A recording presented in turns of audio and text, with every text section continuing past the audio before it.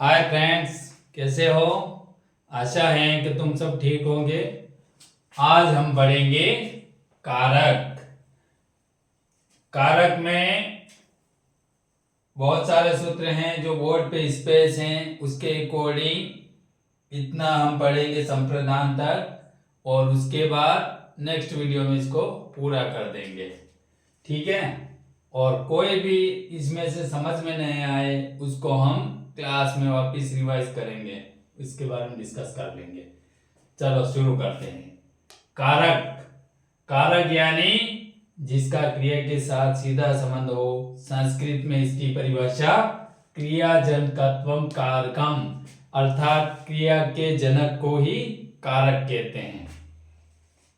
इसमें पहला सूत्र है प्रातिपदिकार्थ लिंग परिमाण वचन मात्रे प्रथमा, यानी प्रातिपदिकार्थ यानी प्रतिपदिक शब्दों में, जैसे किसी का नाम वगैरह ये पुकारने में। लिंग यानी पुल्लिंग है कि स्त्रीलिंग है नपुंसक लिंग है, उसमें प्रथमा विभक्ति का प्रयोग होता है। परिमाण यानी नापने तोलने की चीजों में परिमाण मात्रा बताने में प्रथमा विभक्ति का प्रयोग होता है। वचन यानी एक वचन द्विवचन बहुवचन ये बतलाने में प्रथमा विभक्ति का प्रयोग होता है कर्ता में। ठीक है। हाँ, दूसरा सूत्र है कर्मणि द्वितीय, अर्थात कर्म में द्वितीय विभक्ति का प्रयोग होता है।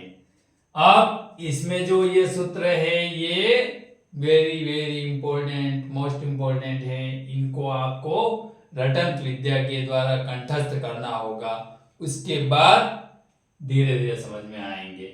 अभितः परितः समया निक्षा हा प्रतियोगे अपि, यानी अभितः दोनों ओर, परितः चारों ओर, समया निक्षा यानी पास में, हा प्रतियोगी अपि इन सब के योग में इनमें से कोई भी शब्द आए वहां कर्म कारक होगा, और कर्म कारक में द्वितीय विभक्ति होगी।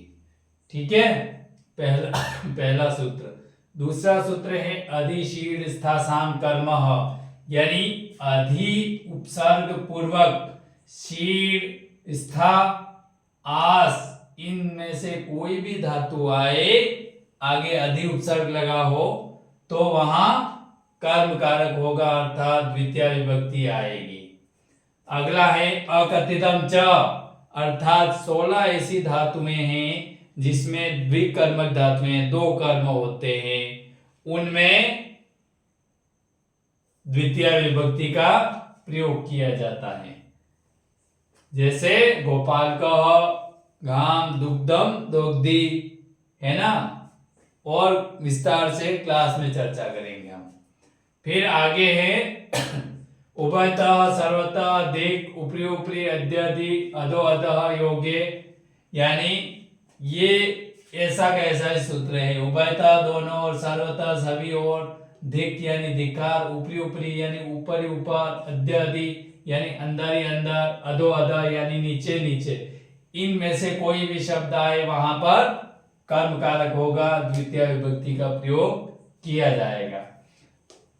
आगे लिखा हुआ है गत्यर्थक, यानी गति अर्थ की धातुओं के साथ भी द्वितीय विभक्ति का प्रयोग होता है। अगला सूत्र है अंतरा अंतरेण विना युक्ते, अंतरा अंतरेण और विना के योग में द्वितीय विभक्ति का प्रयोग किया जाता है।